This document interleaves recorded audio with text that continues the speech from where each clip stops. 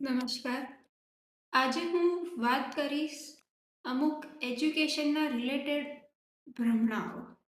એટલે કહીએ જે આજકાલનું એજ્યુકેશન છે એમાં લોકો શું વિચારે છે અને એકચ્યુઅલીમાં શું હોય છે એની વાત કરીએ. તો સૌથી પહેલાં આપણે જોઈએ એટલે કે સ્કૂલ ખાલી ચાર દિવાલની વચ્ચે જ હોવી જોઈએ. ફેસિલિટીઝ જેટલી વધારે આપશે સ્કૂલવાળાઓ એટલી જ સ્કૂલ સારી હશે, એજ્યુકેશન એટલું જ સારું હશે. આપણે જોઈએ તો જેટલી મોંઘી ફીસ હશે એટલું મોંઘું શિક્ષણ હશે, આપણે એવું માનીએ છીએ. અને આજકાલના લોકો તો હવે એવું બી માને છે કે છોકરું એક ખાલી નામનું ભણવા જાય છે. સ્કૂલમાં ખાલી મૂકી આવે એટલે પછી પેરેન્ટ્સની કોઈ જિમ્મેદારી હોતી જ નથી. એમને એવું થાય છે કે સ્કૂલ એટલે કેર સેન્ટર છે.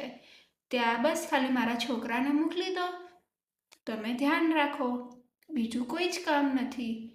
એ લોકો આમ ટાઈમ પાસ માટે એ લોકોને મોકલવા હોય ને, અમુક વાર મેં તો એવું બી સાંભળેલું છે કે હવે ઘરે બેઠા બેઠા તો શું જ કરશે, સ્કૂલમાં જઈને થોડું ઘણું રમી લેશે. તો લોકો પ્લે ગ્રુપમાં બી પૈસા બગાડે છે. લાઈક એ કોન્સેપ્ટ મને આજ સુધી ખબર નથી પડી કે શેના માટે પ્લે ગ્રુપ બનાવ્યા છે. અને જોવા જઈએ તો આજકાલના સ્ટુડન્ટ્સ બી હવે એવું વિચારતા થઈ ગયા છે કે ખાલી આપણે ગોખણ પટ્ટી કરીને એક્ઝામ આપીશું તો એ હોશિયારીમાં ગણાશે. અને પરીક્ષા એ જ અંતિમ લક્ષ્ય છે. એટલે ભણવા ખાતર જ ખાલી લોકો ભણે છે. એમના રિયલ લાઈફમાં ઉતારવા માટે કંઈ જ નથી ભણતા. અને કમ્પેરિઝન કરે એ બહુ ખરાબ વસ્તુ છે કે જો આને આટલા સારા માર્ક્સ આવ્યા અને આટલા સારા માર્ક્સ આવ્યા, પણ એના લીધે એક છોકરું મેન્ટલી પ્રેશરમાં આવી જાય. કેમ કે બધાના આઈક્યુ લેવલ હોય એ સેમ નથી હોતા. બધાના આઈક્યુ લેવલ વેરી કરે છે. કોઈક સ્લો લર્નર હોય, કોઈક થોડુંક મીડિયમ હોય, કોઈક તરત સમજી જાય. પણ આ ત્રણને આપણે કમ્પેર કરીશું તો એનાથી આપણો ઉદ્ધાર નથી થવાનો. આપણે ખાલી બોલીને જતા રહીશું અહીંયાથી. પણ આ બધું બોલ્યા પછી એ છોકરા ઉપર મેન્ટલી શું અસર થશે એ ક્યારે વિચાર્યું છે કોઈએ? હવે આગળ જોવા જઈએ તો આપણે વાત કરીએ ડિગ્રીની કે એની. એટલે જો આપણી ડિગ્રી સારી હશે, લોકો તો એવું બી માને છે કે ભણીને ખાલી ડિગ્રી મળી જાય એટલે બહુ છે, પછી લાઈફ સેટ છે, લોકો એવું માને છે. એટલે એમને ના ગમતી વસ્તુ બી લોકો હવે કરવા લાગ્યા છે.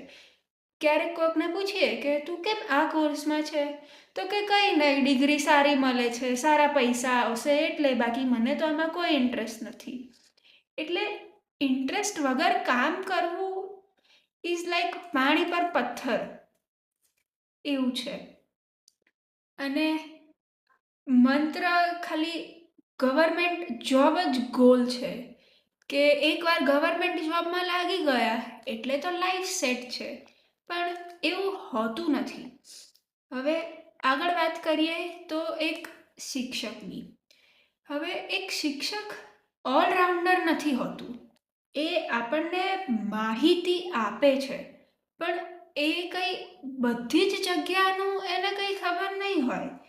તો આપણે બી એટલું સમજવું જોઈએ કે શિક્ષણ એટલે ખાલી નોકરી પૂરતું નથી, પણ એને જીવનમાં સારી રીતે કેવી રીતે ઉતારવું એ જરૂરી છે.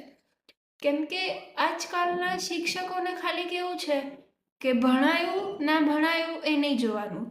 સ્કૂલ ગયા, લેક્ચર્સ લીધા, સેલરી લીધી અને એમનું કામ પૂરું.